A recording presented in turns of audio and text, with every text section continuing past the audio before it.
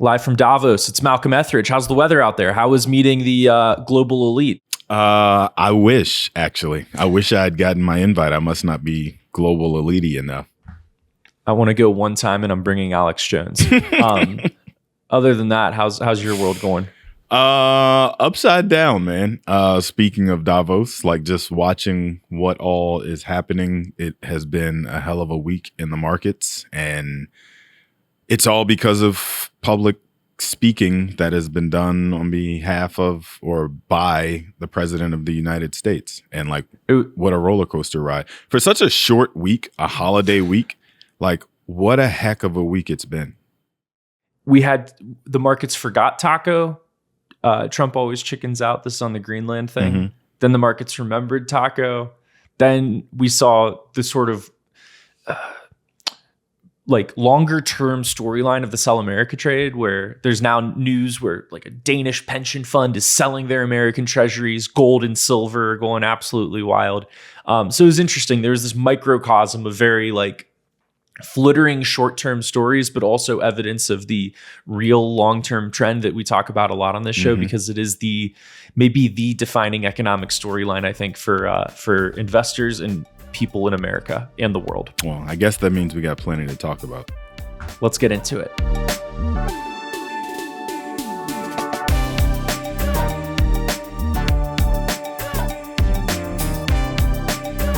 All right, Malcolm, let's start on a more positive note. Yeah. We did a little geopolitics. We got more geopolitics coming later, but we also, sometimes we buy stocks, and that's one reason people listen to this show. Sure. And I know you've been talking about some of this on CNBC with ServiceNow, some of the big banks. I've got some thoughts on Netflix. Yeah. Don't you worry. But let's start with the big banks, because these are under a little bit of fire. JP Morgan, you have a CEO who's trying to not get the chair of the Federal Reserve job, who's trying to help America privately while publicly, not criticizing the dragon too much. Why are you liking the big banks right now? Well, partly because, like you said, Jamie Dimon's staying right where he is. I read recently that he was behind the scenes offered the Fed chair position, and he dismissed it as a joke, is the way it was characterized by the Wall Street Journal, even though I'm not convinced that it wasn't said very seriously, and he dismissed it or turned it down very seriously. But this is also a guy who was being floated, 10 years ago. Folks thought he might be trying to make a run for the White House. And so he is obviously very good at playing politician, and he's at this point like an elder statesman on a global stage, not just among the Fortune 500. So definitely worth listening to what he has to say about all of this, but separately to the point you're making about buying the banks. So two things are happening. One, I am not adding new money to the existing Mag 7 stocks that I already own in my own personal portfolio. Instead, new money going into my account is going into the financials, and specifically the big three banks. So JP Morgan, Goldman Sachs, Morgan Stanley, I call the big three. I know that we colloquially refer to the big six. That includes Bank of America, Wells Fargo, and Citi.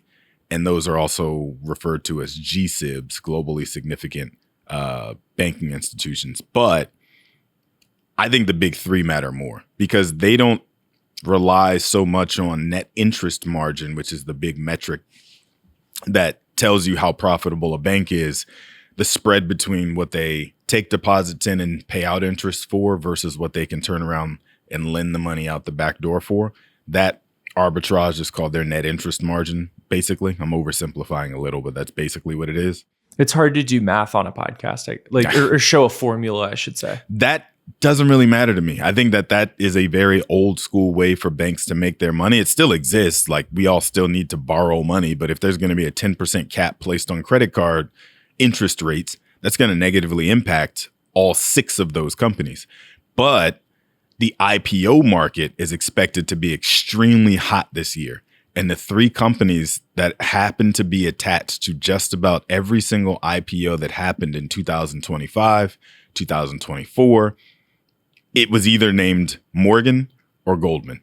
And so I think it makes sense to be owning those three banks because the transaction activity on both sides, whether they're buying or selling, the investment banking transactions are what really keeps the lights on at most of those institutions, and also the wealth management divisions underneath the hood, which earn a larger portion based on how the markets are performing. They charge an assets under management fee. It's a percentage of the assets that they manage. So as those assets go up, because the market has been going up and to the right for the last 3 years, their slice of the pie has also gone up proportionally. And that is also what is helping to keep the lights on and ring the register. And so for that reason, it feels to me like right now, those three banks can't lose.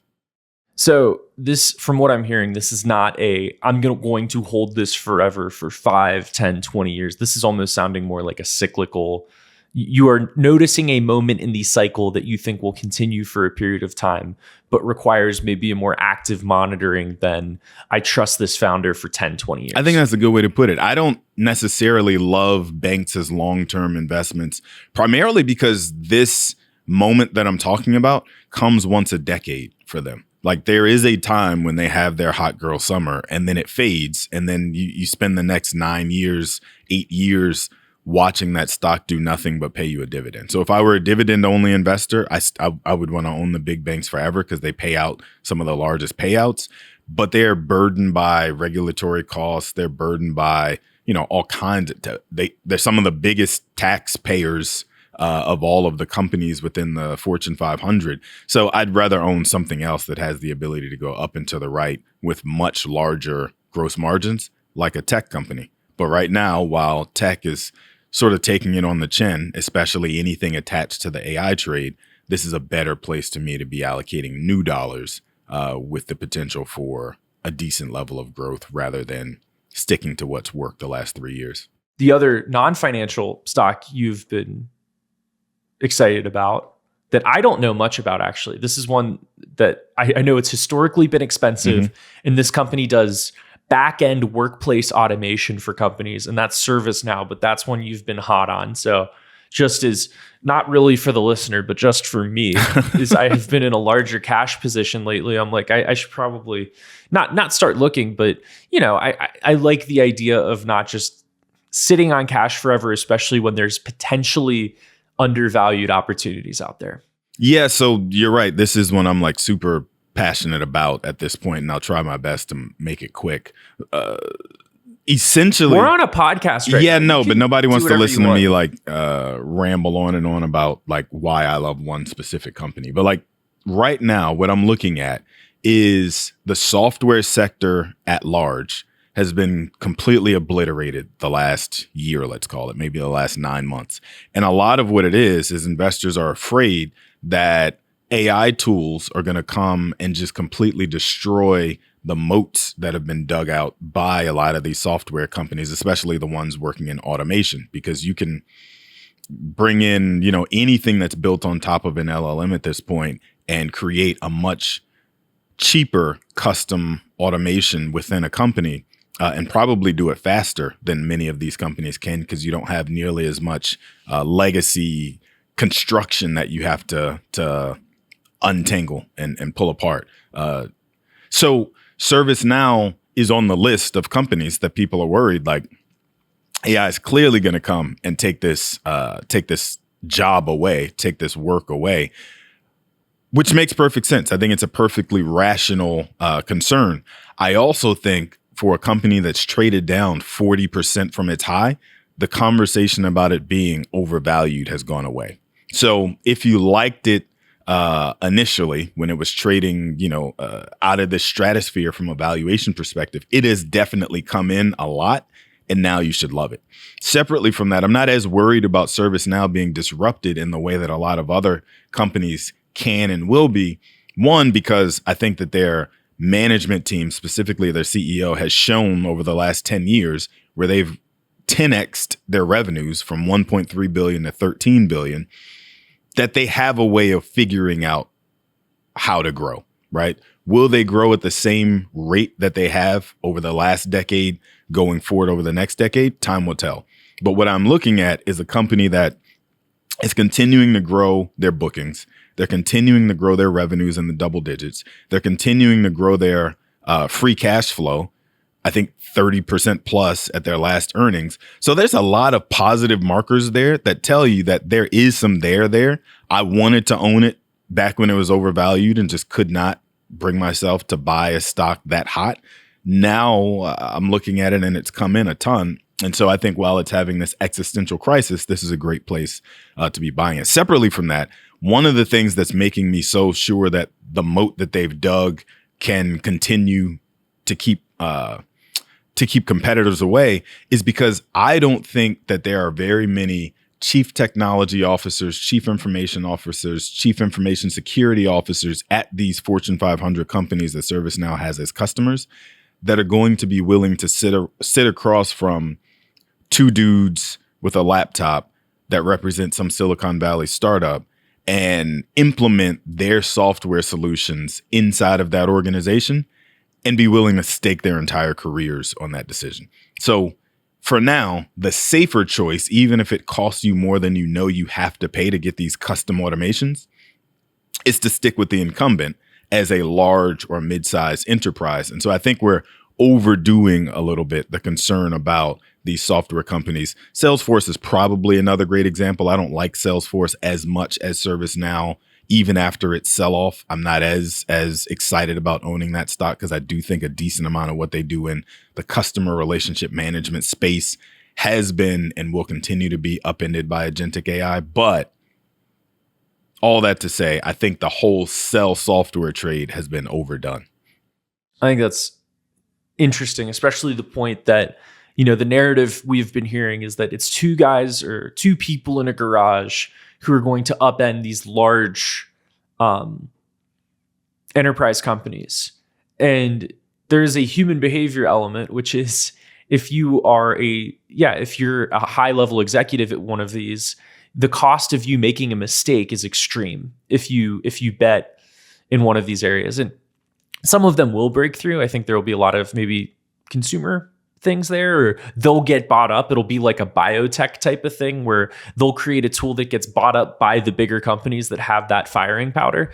But yeah, I'll take a look at that. And they have been acquiring. So that's part of the story too, where they feel like they're a little weaker and they need to get stronger. They've done a ton of acquisitions, Armis, MoveWorks, Visa, Data World. Like they're buying up companies to get bigger and stronger and incorporate AI tools into their growth story and into their service offering. And there's been recent reporting, I think it was from The Information, about the fact that any new entrants into the space, any entry-level jobs are requiring folks to prove their AI chops as part of the interviewing process. So they are, the whole narrative was AI is not going to steal your job. It's going to be a person who understands and knows how to use AI who's going to steal your job. In this case, that is seemingly true for ServiceNow. Like we're replacing entry-level jobs that would have, 2-3 years ago, AI wouldn't have been a requirement. Now you've got to sit and take an assessment and prove to us that you know how to use AI because we're changing our culture to embrace this technology, not be unseated by it. This episode is sponsored by Capital Area Planning Group. Capital Area Planning Group is a fiduciary wealth management firm that specializes in helping high net worth individuals and families navigate the complexities that come along with managing concentrated stock options, multiple income streams, and an ever-changing tax code. While our team of certified financial planners are well-versed in all things personal finance, our areas of expertise include equity compensation, estate planning, and multi-year tax planning. At Capital Area Planning Group, we believe in pricing transparency. That's why our fees are posted on our website, right alongside the various services we perform on behalf of our clients throughout the year. If you're tired of receiving the same cookie-cutter advice from your financial advisor, then don't wait. Reach out to us today at capgllc.com to experience a better approach to wealth management. Again, that web address is www.capgllc.com. I want to talk about Netflix. This one is interesting to me from a storyline perspective, and I now have the company back on my watch list. One of the reasons I sold it a while back was because basically every analyst could not find anything negative to say about the company. This was about a year. I think this was about a year ago. In this latest quarter for Netflix, every single metric seems to be improving. They're getting more profitable. Streaming hours are up. They're still finding millions of subscribers to come onto the platform. And it has now become, for investors, whether or not they think the Warner Brothers Discovery merger is a good idea or a complete change in culture that will lead to, stagnation for the company. And I think there's a good point there, which we've talked about the merger on the show, but I was listening to an analyst, I forget where it was, say every single company basically that has bought Warner Brothers has tried to get rid of it with Time Warner, then Warner Brothers Discovery. So maybe this is, maybe Netflix and Paramount are just bidding up an albatross. But I still look at this and I'm like, this company is dominating. And I think at this point, a lot of analysts are concern trolling unfairly. There's this one analyst, Jeff Wolderzak, said, quote, "While engagement rose slightly, we are increasingly concerned, especially Gen Z, is less interested in long-form content as their time migrates to free social media platforms." Their engagement rose.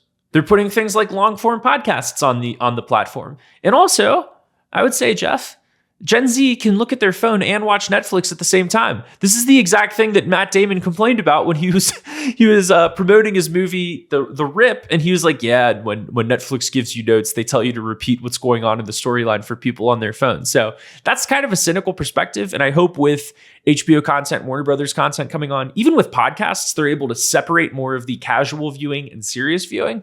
But I think when I see this company has gone from a golden child that nobody can find anything wrong with to let's all pile on and beat this thing up. So I think it's in some ways become a bet on Warner Brothers Discovery, but I can't ignore, even though I don't have a position, I cannot ignore that this is a world-class company that's getting beat up on a narrative basis as well. You're taking the over here. I'm going to take the under. Go ahead. To me, this acquisition and their forcefulness or unwillingness to change course, to me, looks like a lack of creativity at the top of this company.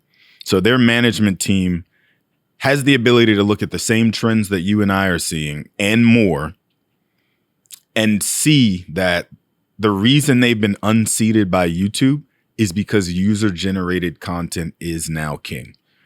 And instead of, so $100 billion, let's say, is what this thing is going to cost them ultimately, for the sake of round numbers. Instead of spending $20 billion a year on creating new user-generated content, and you know how much user-generated content $20 billion can buy you, because it's very, very low investment to get quality content. Instead of digging in there, you mentioned podcasting, for example, and getting exclusives with podcasts so that they can take those audiences to Netflix and away from YouTube and say the only way you can get it is to log on to Netflix one more time today. Instead of going that route, they're wanting to buy legacy movies that the reason it's being sold in the first place is because nobody wants to log into the HBO app and watch Batman Forever one more time. Like, to me, it looks a lot like we're trying to do the things that have been proven to work time and time again and hoping for one more time, one more hurrah, rather than looking at where the marketplace is going, and being once again a pioneer or a leader in the space and figuring out how to once again conquer and dominate the streaming wars like you're talking about. So what if they can do both? This is a giant distraction, though. You can't fight a war on two fronts at the same time. It's the reason that U.S. consumers are paying the tariffs instead of the companies that we were supposed to be crushing with our tariffs, right? You can't fight a multi-front war. Oh, we'll get to Davos in a second, but I'm not going to do geopolitics quite yet. Even though but that was a good analogy. You gotta, a multi-front war. They could this is also, as politicians say too often, walk and chew gum at the same time. They built their live events business. They built their advertising business. They're putting in some, I would say, higher, let's call it the cream of user-generated content. They brought Miss Rachel on, which a lot of young children like watching. They're trying to bring video podcasts on, which I'm a little more mixed about the strategy, just because we've seen Spotify sort of backtrack a little bit. But imagine exclusivity. Imagine for a second if Netflix could take their marketing know-how, their production know-how, their everything else, and pour that into some of the mid-tier podcasts that either do or don't have video, and say, we're going to put you in our studio. You're going to churn out all this content in our studio with our production team. It probably cost them like $2,000 per episode, right? Versus a movie that's going to cost $10 million to produce. And so I just feel like that is where the opportunity is for them. They could, they got Jake Paul already doing a live event fight on the network or on that platform once a year, right? They got his brother doing WWF however many times a month he does it. WWF? Sorry, WWE, whatever. Come on, man. Well, you say kayfabe a lot. We gotta update that branding. I'm old, so it was always WWF to me. But like, imagine putting money into creating more content with the Logan Paul, Jake Paul combo, and and using Netflix's production ability to do, like, that's the crap that people want from Netflix and come to Netflix for. Again, I don't want to watch more Wonder Woman spinoffs. I don't want, like, I could go to HBO and watch that if I wanted to see it. It's no point in you paying tens of billions of dollars to bring it to me here when I could also go there and get it. I was going to move on, but I'm still ready to debate. Debate me. Facts, not feelings. Prove me wrong of what you're talking about. I think there is a significant difference in what the content people want to watch casually and for free and the content that people are willing to pay for. Sure. And I want to give Netflix some credit in trying to find a balance of both, of dishwasher TV and the premium stuff you can't get anywhere else. Dishwasher TV. The Jake, it's the TV that's on in the background while you're doing dishes. That's good. That's good. I don't know if you came up with that on your own, but that's good branding. I wish I came up with that. I didn't. Okay. But they still want premium things that you have to pay for and be there for. I guess they're going to try it with the World Baseball Classic. They're doing it with the NFL. There is a significant difference in between those. And they want the eventized things that you get from HBO. HBO, you mentioned a Wonder Woman spinoff. They also have Harry Potter. They also have Game of Thrones. That's not a one-to-one comparison with YouTube. And that is something where if you like that stuff, you are willing to pay for it and understand exactly why you're paying for it. It is a departure from their branding. However, they've done that before and it has been successful for them, specifically with advertising. We will never do ads on this platform. Then they do, and it's a multi-billion-dollar business. And I wonder too, if Warner Brothers Discovery, this is the 3D chess, if they get it and it's a little bit of a loss for them, but it prevents one of their main competitors, Paramount, Comcast, NBC Universal, from gaining ground on their dominance. Mm-hmm.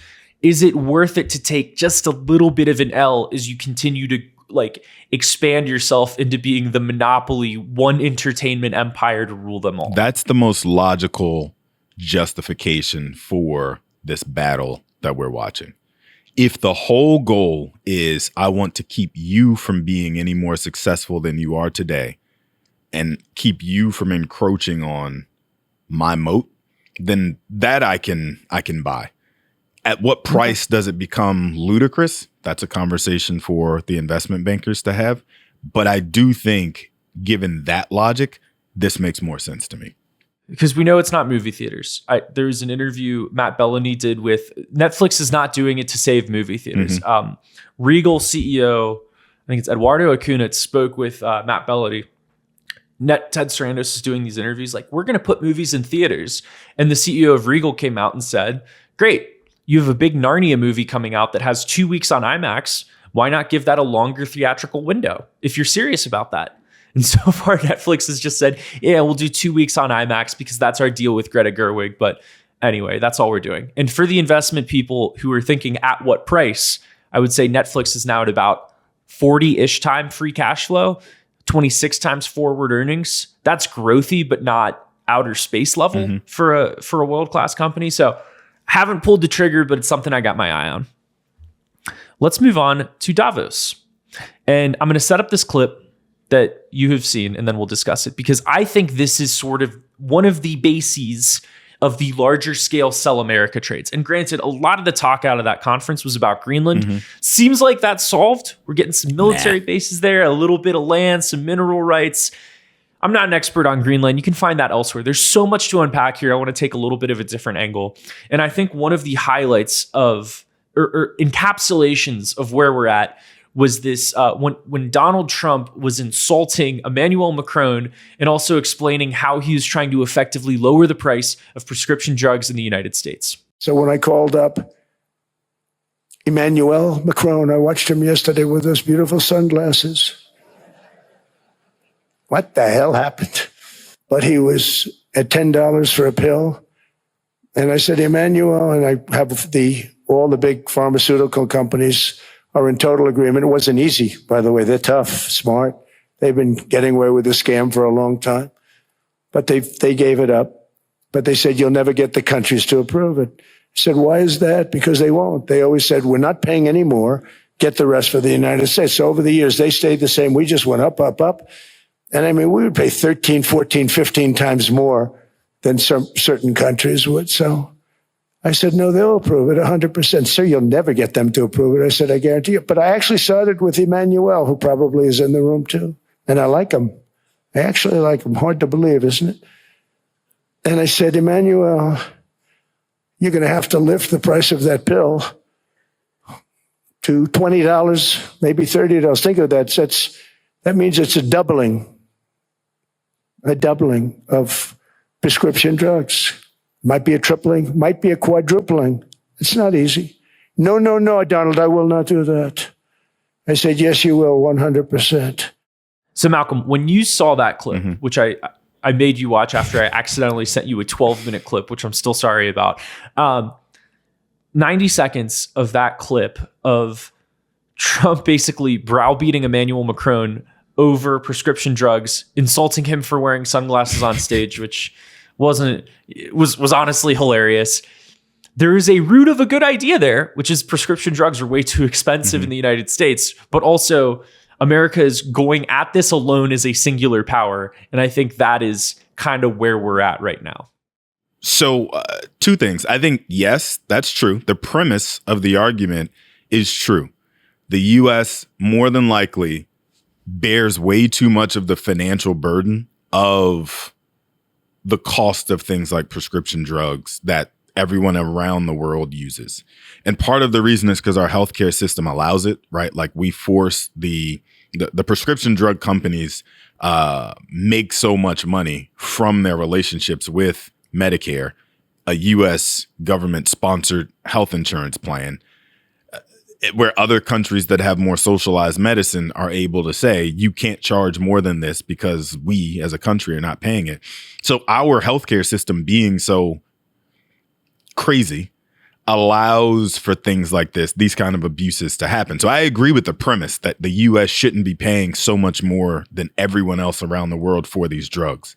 That said, what you just blew past with Greenland and how absurd the U.S. approach to international relationships has been the last year.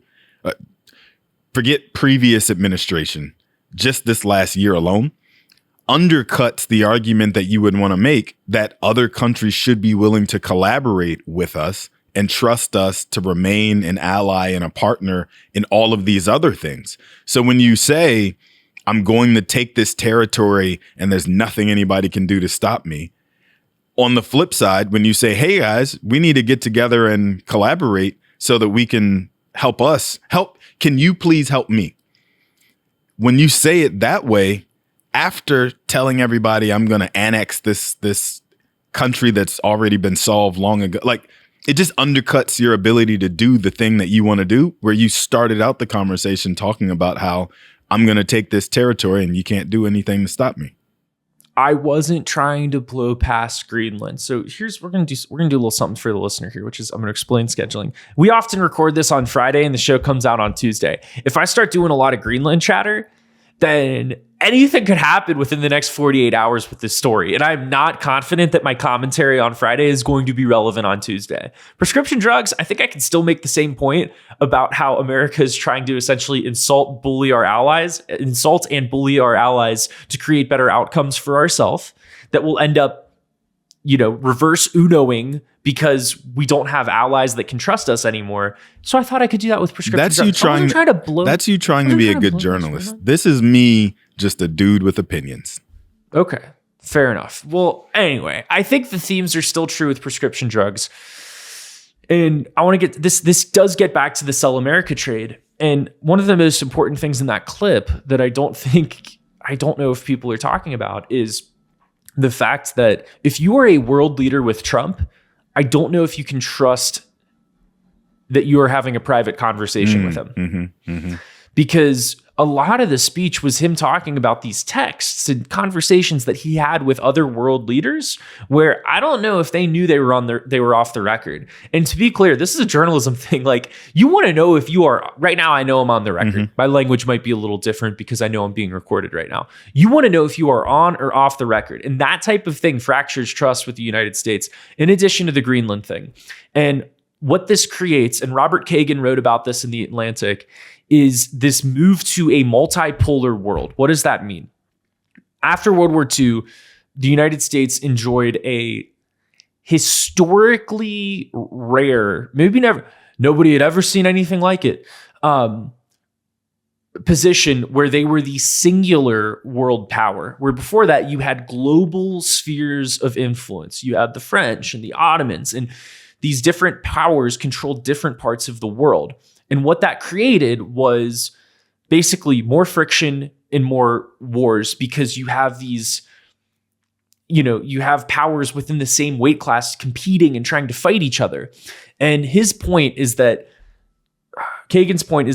the United States has complained, and sometimes justifiably, that we have spent too high of a price defending the global world order. However, this is how he ends the article, and I thought it was powerful. Quote, "If Americans thought defending the liberal world order was too expensive, wait until they start paying for what comes next," end quote. And I think there are military implications for that, as you see more companies spending more and more on their own defense. We saw it with the Prime Minister of Canada, Mark Carney, basically saying, we are no longer pretending that the United States is our daddy. And if you want to come along to a place where, if you want to join us, come on, let's link up as these global middle powers.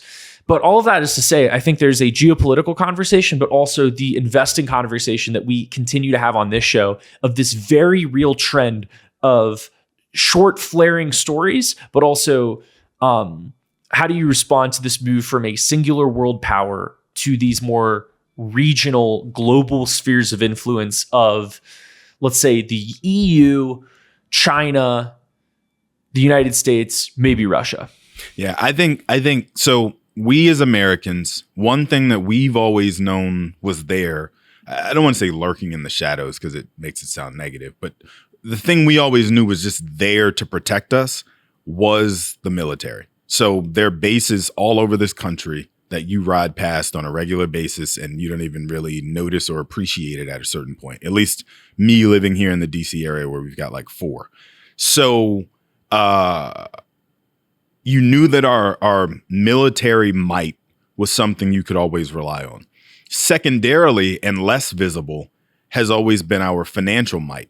So the rest of the world has been investing their dollars in our financial system without question, expecting that they were going to receive a payment on time, every time, and that was all they needed. So if and when we come to collect our dollars because we need it to bail ourselves out from whatever crisis we might have gotten ourselves into, the U.S. is always going to be able to make good on that payment. They're always going to be able to make good on redeeming that treasury note, treasury bill, treasury bond, whatever it is, that we've put our dollars into as smaller, mid-sized country, right? So that is a thing that we've never really had to flex before, so people didn't really know it existed. But it's also the reason that our financial crisis here in the U.S. that was caused by the U.S. housing market had ripple effects across the world, because now everybody feels it because our financial system is struggling. This is similar to that. If those countries are saying, to your point, our daddy can't manage our budget for us the way he used to be able to, we might as well take those dollars and put them in our bank account and take our chances.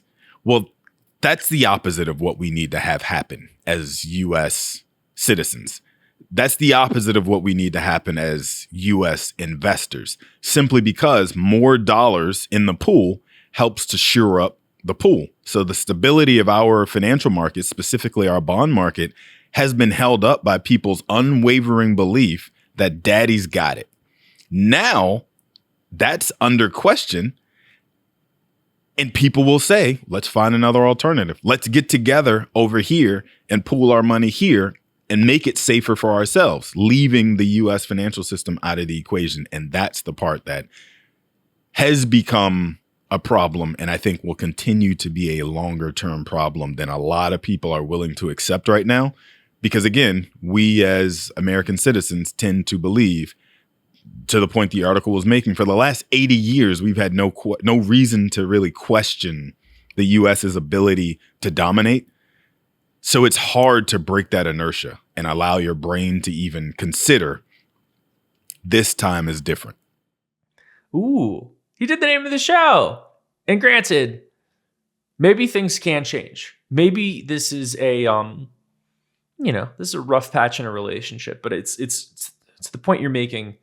America has had 3 great competitive advantages since World War II: military strength, economic might, and the underrated one is our relationships. And that is why I'm not going to justify going into Iraq, but it's why when the United States goes into went into the Iraq war, it's able to count on allies to join them. If you have let's pretend we got an issue that we actually need to go into. I don't know if you can count on your allies joining you right at this stage. You can tell that that's been fractured. How's this playing out in the investment markets? We've talked about, setting aside some allocation for maybe some more, managers who do real international funds, that you may want to pay for a manager's expertise who knows the best companies going on in Europe and Asia, that type of thing. It's also why you're seeing silver up 200% in a year, why gold continues to rise.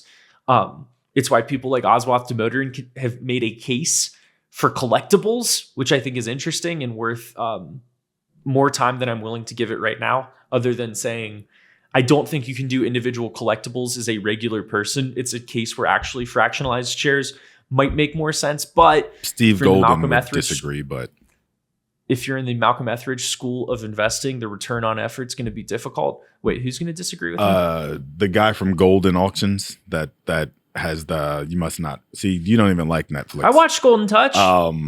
Yeah.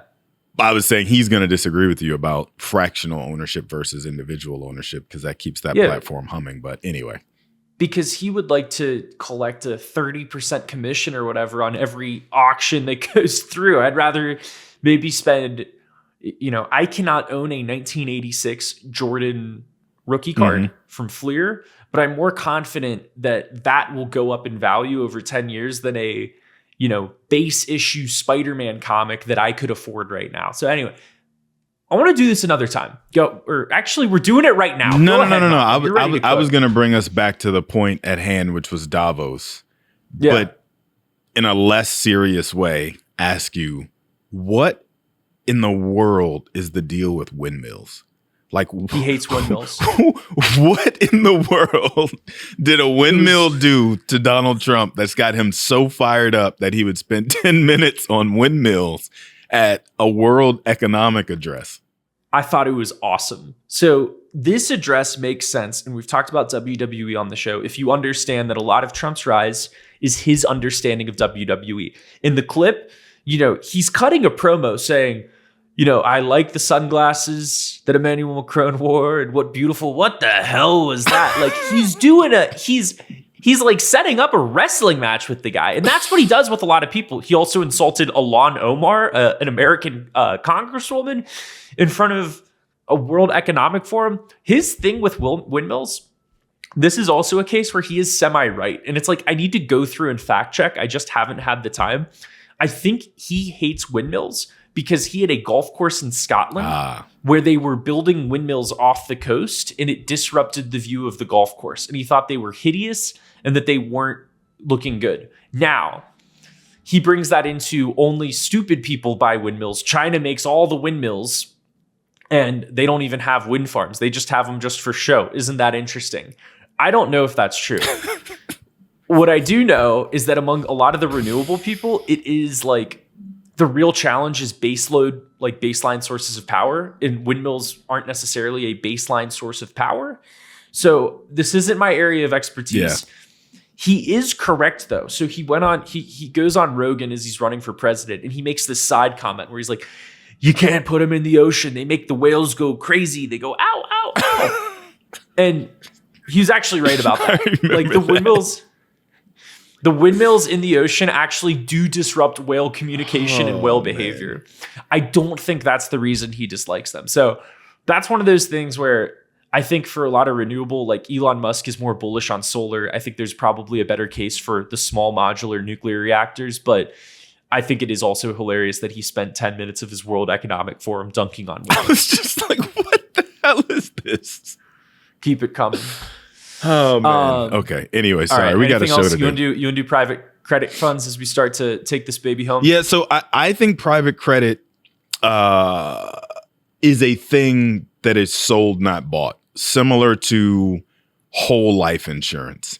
It's not a thing that you woke up this morning saying you needed, but it was a thing that a dude in a nice enough suit showed up telling you that you needed and told you in such a convincing way that you said, I got to get me some of that. And I don't say that I know I'm painting with a broad brush. I don't say that to disparage the entire private credit market. I do think there's some quality opportunities, or there used to be some quality opportunities within the private credit space, but it's been so crowded out by nonsense. One, it's been pushed on retail investors because they ran out of like actual qualified long-term investors to put into these funds, because it's been a thing for like 20 years now. Once it got difficult for the banks to lend in the commercial space, private credit sprang up as an alternative to allow people to get access to the capital they need to run their businesses a lot faster and a lot easier and a lot more efficiently. Fast forward, now these funds that sold into retail so aggressively are having to gate redemptions, basically saying, you can only get 5% of your money out at a time, or 10% of your money out at a time, or whatever it is. And on a quarterly basis, you can pull these dollars out. That is the way that alternative investments have always operated. Let me say that, right? There's always been these mechanisms that say liquidity is not our number one focus. And so if you need these dollars in the next 5 to 10 years, this ain't for you. But there became this push. Retail investors should be allowed to participate. You shouldn't have to be an accredited investor. You should be able to be a mom and pop everyday investor with just $500 to invest and get access to these things too. And when we talk about democratizing anything that has been held institutionally for just the few, just the 1% of the 1% historically, now it's time to democratize it. That always sends up my ears, letting me know that somebody's about to get screwed. And in this case, what's happening is the people who really need those dollars, who didn't really understand what illiquid meant, are finding out the hard way that bringing you into the fold wasn't really doing you any favors if you were investing these dollars, expecting these bang up returns better than what the S&P 500 and the NASDAQ could get you. And it was going to be super liquid, and you could pull those dollars out tomorrow morning if you needed to. There were times where it did outpace the S&P 500. And then once that stops, people want their money back. So I think that's interesting. And then also the term that is now on my radar is semi-liquid, which should not be a word. Liquid means speed to cash for the amount of money you like, and you can expect a like a reason you can get it out. So your house is marketable because you can sell it quickly, but you're not going to get maybe the price you want. A US Treasury is liquid because you know that you can, it's not going to drop in value if you need to sell it quickly. Malcolm, if I tell my partner that I am semi-faithful in our marriage, I don't know if she would buy that as faithful. You're either faithful or you're not. You're either liquid or you're not. This is a binary thing. Yeah. And if you're telling your people you're gating redemptions at 5% per quarter, that's not liquid anyway. They were also sold as liquid alternatives just 5 years ago, right? So they were branded as liquid alternatives because the alternative space historically was so illiquid. And so we had to put this word on it to let people know that this is different over here. This is for you, retail investor. This is for you, non-accredited investor. This will allow you to get access and play in the space with the big boys, or whatever the commercials say that I watch on financial news throughout the day. We're going to allow you to punch above your weight, basically. You're going to outperform the S&P. To your point, it does until it doesn't. And that's the place where people start to want these redemptions. And then everybody wants out of the party at the same time, which is why it's impossible to give everybody their dollars. Because if we did, then how would we actually keep the dollars invested in the stuff that is meant to generate the returns? Ironically, though, a lot of these funds are seeing growth in assets under management at the same time that some of these mass redemptions are happening. So nobody's listening to you and me, frankly. Like, they're still wanting into the party, even though the people who want out of the party can't get out of the party. We are over 40 minutes into the show. If you are a rare person who has made it this far and you have found value in the conversation we're having, one thing you can do that really helps the show out is rating it wherever you listen. So Spotify and Apple Podcasts are kind of the big two on that. On Apple Podcasts, if you leave a rating and then write a couple sentences about the show, hopefully if you've made it this far, you found some enjoyment in it. That really helps us out, especially as we try to grow this thing. And then Spotify, just leaving a rating or even a comment, something you enjoyed or something you'd like to hear about on a future show. I do read the comments, and I want to make sure that we are serving our listeners with informative and entertaining stuff, candy and vegetables. Let's finish up with sushi. I saw you post about this on LinkedIn. We'll do this quickly. Is your daughter's sushi habit making you broke? Not yet. Is that a problem? Well, it's going to make her broke before it makes me broke. Let me say it that way. But I read that article and I was like, I understand now when people say I feel seen. By Xavi Lieber in the Wall Street Journal about parents complaining that their children like sushi and it's too expensive. Yeah, so the parents who introduce their kids to sushi first and foremost are the problem. In this case, I'm talking specifically about my wife, but she doesn't listen to this show, so I can say that. But I think that it's interesting that so many people in this generation who have kids that are 5, 6, 7 years old. And the comments that I got back on LinkedIn, some from my actual clients who were like, hey, me too. And I'm like, hey, let's talk cash flow. But I think that it's interesting that, I didn't experience sushi until I was an adult with a job. That is the case for a lot of people in the millennial, Xer, and obviously boomer community, because sushi didn't come to the US the way that it did until maybe like the 70s. But these kids are growing up with some very expensive tastes when it comes to food. Chicken nuggets and French fries from McDonald's were a huge deal for me. It was a Friday treat. It was a you got a good report card treat. It was a, I finally wore my mom down driving home from school one day and she gave in and bought the $2 Happy Meal. Like, that was a big deal for me. Meanwhile, these kids are dining out on raw fish and probably have great apple juice pairings to go with it. So the chef and owner of Shumi, a sushi restaurant with 2 New Jersey locations, David Seo, said that his restaurants are now packed between 4 and 7 p.m. with families paying almost $100 a head to eat 15 sushi pieces. And he said the parents say it's a reward for finishing homework. That's crazy. I think this is hilarious, but it's also a larger economic trend. Sushi is booming, and right in the mid 20th century, you're worried about food foodborne illnesses. How long has that fish been sitting out? There is a lack of trust that has been overcome with really good supply chains, excellent cold chains, and a lack of foodborne illness breakouts. And in the case of Kroger, which I think is the largest seller of sushi in the United States, they sell 1 million rolls per day now. And it's up 50% since 2019. It is a move to health. It's a grab and go snack. If you just get a couple of rolls, it's not super expensive. And then I was looking into this because I've noticed this as well. People love sushi. This is a business that's booming. And there's only one publicly traded sushi restaurant chain in the United States. Yeah. It's called Kura Sushi USA. And they are the largest chain in Japan as well. So they have a Japanese ticker and they have an American ticker. I think the American ticker, though, is just the United States locations.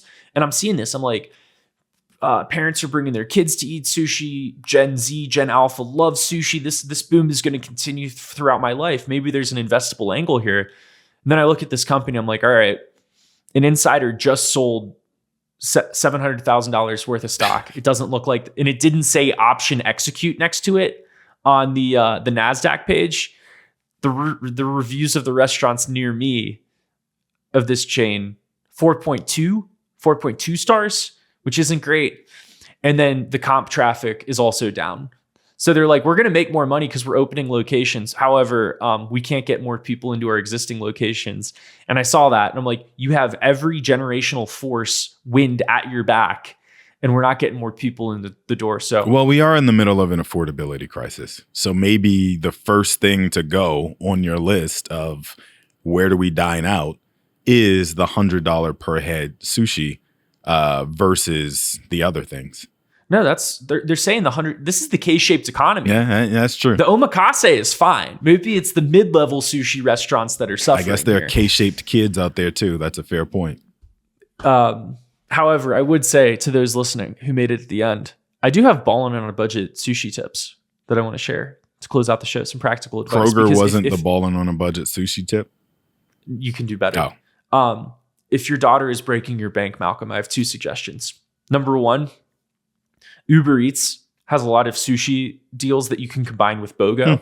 So they'll often do like a, I don't know if this helps the restaurant. Uber will give you like a 30 to 50% off promo. And then there's sushi restaurants that will do buy one, get one free offers.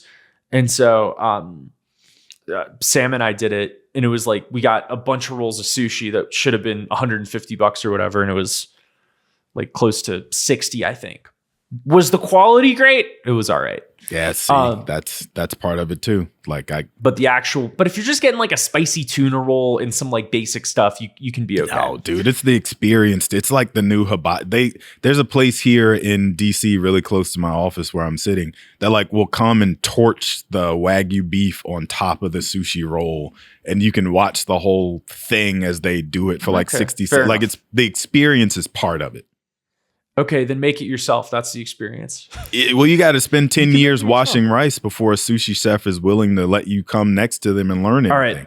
No, you don't. This is gatekeeping. This has been the ultimate gatekeeping move. You can absolutely make sushi yourself. I looked it up. You do have Japanese markets in Washington, D.C. You can go to one. You can buy the fish. You buy sushi rice, and then you got to season it, which is not that hard. I'm not listing the recipe right now. Rice, vinegar, sugar, salt. You'll figure out the proportions. You make the rice, and then you cut the fish, and you're getting meatier chunks. Yeah. And once you go to making your own sushi, you will be disappointed at most sushi experiences you have, because you will go, I don't cut the salmon that thin. I want some thick sushi fish right now. That's not the way I make it. And you can get this. You can get the salmon at Whole Foods or Costco. Cure it a little bit, freeze it is what I'm supposed to tell you, but it can be done, and you shouldn't only I don't think you should only rely on someone who has learned rice making for the past 5 years to do it. Fair enough. All right, let's leave it there. I'm Ricky Mulvey on LinkedIn, at Rick Slick on X. Malcolm is Malcolm on Money on social media platforms. Thanks for listening. We will see you next week.